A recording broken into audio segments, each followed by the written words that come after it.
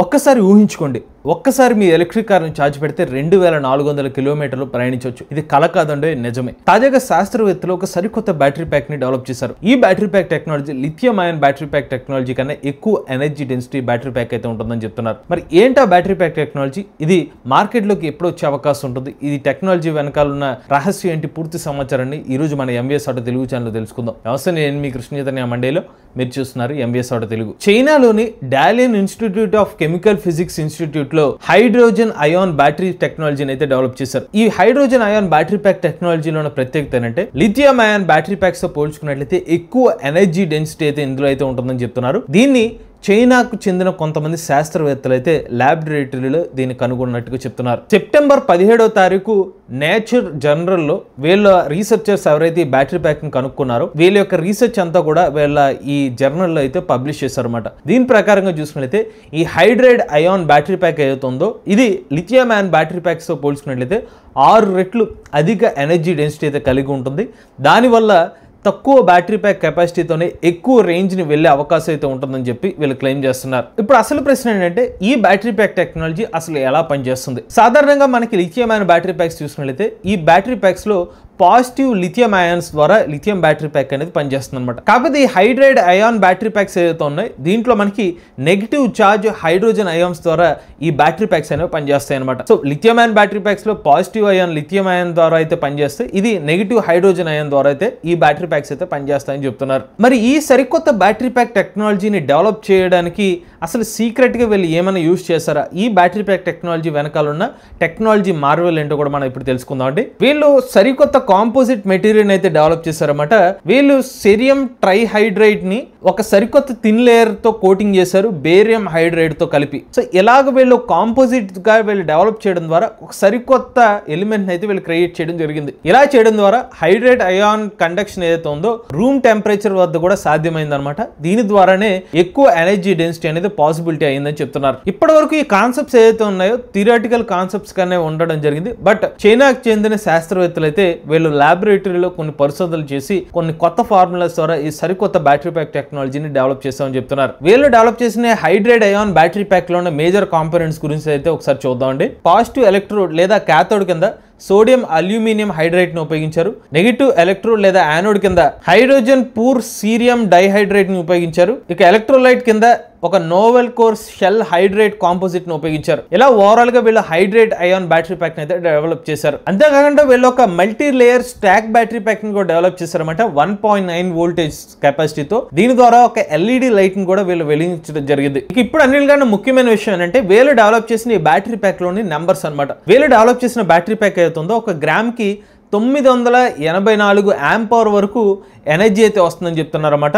ఇది సాధారణ lithium ion battery pack తో పోల్చుకున్నట్లయితే 3 రెట్లు ఎక్కువ అని చెప్తున్నారు. అదే ఒక గ్రాఫైట్ యానోడ్ లో చూసుకున్నట్లయితే 372 మిల్లీ యాంపవర్ పర్ గ్రామ్ వరకు మాత్రమే ఎనర్జీ అయితే ఉంటుందన్నమాట. దాంతో కంపేర్ చేసుకున్నట్లయితే ప్రెసెంట్ వీళ్ళు డెవలప్ చేసిన హైడ్రేట్ అయాన్ సంబంధించిన ఎనర్జీ ఏదైతే ఉందో ఇది 3 రెట్లు ఎక్కువ కింద అయితే వీళ్ళు చెప్తున్నారు. So lithium ion battery pack తో పోల్చుకున్నట్లయితే ఎక్కువ ఎనర్జీ డెన్సిటీ అనేది ఈ బ్యాటరీ ప్యాక్ లో అయితే సాధ్యమైందని చెప్తున్నారు. సో దీని ఇంకా మరింత ప్రాక్టికల్ గా మనం చెప్పాలంటే కనుక ప్రెసెంట్ మన మార్కెట్ లో టెస్లా మోడల్ ఎలక్ట్రిక్ కారు ఒకసారి ఛార్జ్ పెడితే 600 కిలోమీటర్ వరకు రేంజ్ ఇస్తుంది అనుకుంటే దీన్ని కాస్త ఇదే కెపాసిటీ బ్యాటరీ ప్యాక్ ని హైడ్రైడ్ అయాన్ బ్యాటరీ ప్యాక్ తో రీప్లేస్ చేస్తే కనుక తక్కువ సైజులో ఎక్కువ ఎనర్జీని స్టోర్ చేసుకుంటుంది కాబట్టి 600 కిలోమీటర్ రేంజ్ నుంచి ఎలక్ట్రిక్ కార్ కాస్త 2400 కిలోమీటర్ రేంజ్ కి కన్వర్ట్ చేయగలుగుతుంది అనమాట. అంత ఎక్కువ ఎనర్జీని స్టోర్ చేసి ఎక్కువ రేంజ్ ఇస్తుంది. 3 రెట్లు అధికంగా రేంజ్ అనేది పాసిబిలిటీ అవుతుందని చెప్తున్నారు. అయితే ఈ బ్యాటరీ ప్యాక్ టెక్నాలజీ గురించి అంతా విన్నంత వరకు బాగానే అనిపిస్తుంది. ఈవీ బ్యాటరీ ప్యాక్ టెక్నాలజీలో ఒక సరికొత్త బ్యాటరీ ప్యాక్ టెక్నాలజీ డెవలప్ అయింది అనుకుంటే ఇందులో కొన్ని లిమిటేషన్స్ కూడా వస్తున్నాయి అనమాట. సాధారణంగా మన ఎలక్ట్రిక్ వెహికల్ బ్యాటరీ ప్యాక్స్ లో ఎక్కువ లైఫ్ టైమ్స్ కావాలనుకుంటా, అంటే ఎక్కువ లైఫ్ సైకిల్స్ ఉన్న బ్యాటరీ ప్యాక్స్ కావాలనుకుంటా 1000 లైఫ్ సైకిల్స్, 2000, 3000, 5000 ఇలా ఎక్కువ లైఫ్ సైకిల్స్ ఉంటే కనుక బ్యాటరీ ప్యాక్ యొక్క లైఫ్ స్పాన్ ఎక్కువ ఉంటుంది. బట్ వీళ్ళు చెప్తున్న 984 mAh పర్ గ్రామ్ ఏదైతే ఉందో ఈ ఎనర్జీ డెన్సిటీ ఒక 20 లైఫ్ సైకిల్స్ వరకు మాత్రమే వస్తుందంట. వన్స్ ఈ 20 లైఫ్ సైకిల్స్ అయిపోయిన తర్వాత ఈ ఎనర్జీ డెన్సిటీ ఏదైతే ఉందో 400 mAh పర్ గ్రామ్ కి తగ్గిపోతుందంట. ఇది వీళ్ళ ఎక్స్పెరిమెంట్స్ లో కనుక్కున్న ఒక లోటుపాటు అనమాట. ఇది ఎందుకు జరుగుతుందంటే ఇన్కంప్లీట్ రియాక్షన్స్ జరుగుతున్న యానోడ్ మరియు క్యాథోడ్ వల్ల. అందువల్ల ఇలాగా దీని యొక్క లైఫ్ సైకిల్స్ అనేవి యాక్చువల్లీ ఎక్కువ లైఫ్ రావాల్సింది కూడా కొంత టైం అయిన వెంటనే ఎనర్జీ డెన్సిటీ అవుతుందో దీని యొక్క ఓవరాల్ ఎనర్జీ డెన్సిటీ తగ్గిపోతుంది. బట్ దీనికి కూడా పరిష్కారం మేము త్వరలోనే కనుక్కుంటా అని చెప్పి రీసెర్చర్లు చెప్తున్నారు. వాళ్ళు ఏం చెప్తున్నారంటే హైడ్రోజన్ స్టోర్ చేసే విధానాన్ని మేము కొత్త రకంగా మేము తెలుసుకుంటే కనుక ఈ లిమిటేషన్ కూడా అధిగమించవచ్చు అని చెప్పి వాళ్ళు అభిప్రాయపడుతున్నారు. అలానే ఈ బ్యాటరీ ప్యాక్స్ ని చాలా అల్ట్రా ఫాస్ట్ గా ఛార్జ్ చేసుకునే అవకాశం కూడా ఉందని చెప్తున్నారు. ఒక 10 నిమిషాల లోపలనే ఈ బ్యాటరీ ప్యాక్స్ ని ఛార్జ్ చేసుకున్నా కూడా ఏం అవుదని చెప్తున్నారు. కాకపోతే మీకు ఎందాక చెప్తున్నట్టుగా ఈ పర్టికులర్ ఎలక్ట్రిక్ వెహికల్ లో ఉన్న ఈ సరికొత్త బ్యాటరీ ప్యాక్ టెక్నాలజీలో కొన్ని లిమిటేషన్స్ ఏంటంటే ఛార్జింగ్ సంబంధించిన ఒక 20 లైఫ్ సైకిల్స్ తర్వాత ఈ ఇబ్బంది అనేది తలెత్తుతుంది అనమాట. బట్ ఓవరాల్ గా చూసుకున్నట్లయితే ఈవీ ఇండస్ట్రీ పరంగా చూసుకున్నట్లయితే ఒక టెక్నాలజీ పరంగా ఒక సరికొత్త ఇన్నోవేషన్ అనేది చెప్పుకోవచ్చు అనమాట. ముఖ్యంగా EV battery pack technology segment లో తక్కువ కెపాసిటీతో ఎక్కువ రేంజ్ ఇచ్చే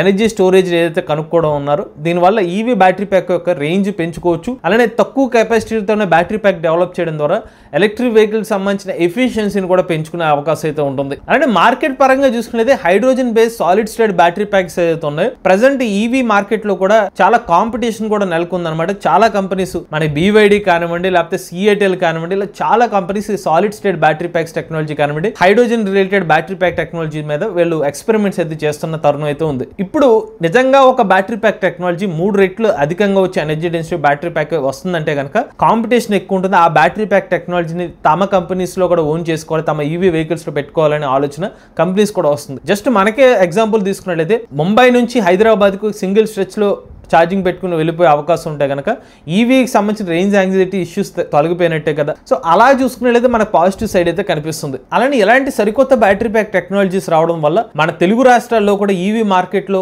చాలా మార్పులు వచ్చే అవకాశం ఉంటుంది అనమాట.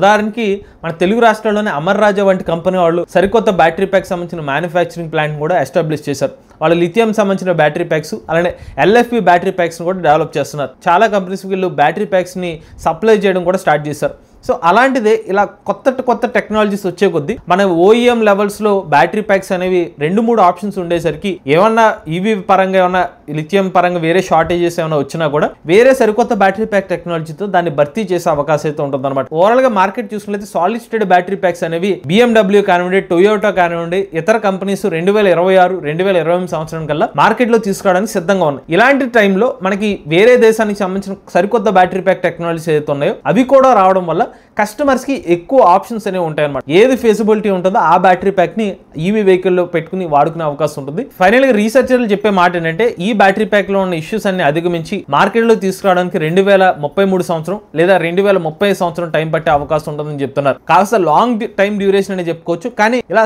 కొత్త బ్యాటరీ ప్యాక్ టెక్నాలజీస్ రావడం వల్ల ఏంటంటే ఈవీ కస్టమర్లకి ఎక్కువ ఆప్షన్స్ అయితే ఉంటుంది. బట్ దీన్ని ఫైనల్ గా ఒక స్టాండర్డైజ్ చేసి ఏ అప్లికేషన్స్ కి బ్యాటరీ ప్యాక్ టెక్నాలజీ సూట్ అవుతుందని చెప్పి డిసైడ్ అయిన తర్వాత మాస్ ప్రొడక్షన్ గా ఈ బ్యాటరీ ప్యాక్స్ కూడా అందుబాటులోకి వచ్చే అవకాశం ఉంటుంది. ఇది hydride ion battery pack technology సంబంధించిన సమాచారం అండి. మీలో కూడా ఎలక్ట్రిక్ వెహికల్ ఉపయోగిస్తున్నది మీ ఓనర్షిప్ రేడియో మాతే శరీరంలో అయితే స్క్రీన్ పై కనిపించే నెంబర్ వాట్సాప్ చేయండి. నేను డిస్క్రిప్షన్ ఫామ్ ఫిల్ చేయండి. ఈ వీడియో కానీ మీకు నచ్చితే MVS auto Telugu channel subscribe చేసుకోండి. ఈవీ కరెంట్ కోసం ఈవీ కొరాడ్ ఛానల్, లేటెస్ట్ అప్డేట్స్ కోసం ఈవీ కొరాడ్ లైవ్ ఛానల్, ఏ కరెంట్ కోసం తెలుగు ఛానల్ సబ్స్క్రైబ్ చేసుకోండి. Charge nature drive future.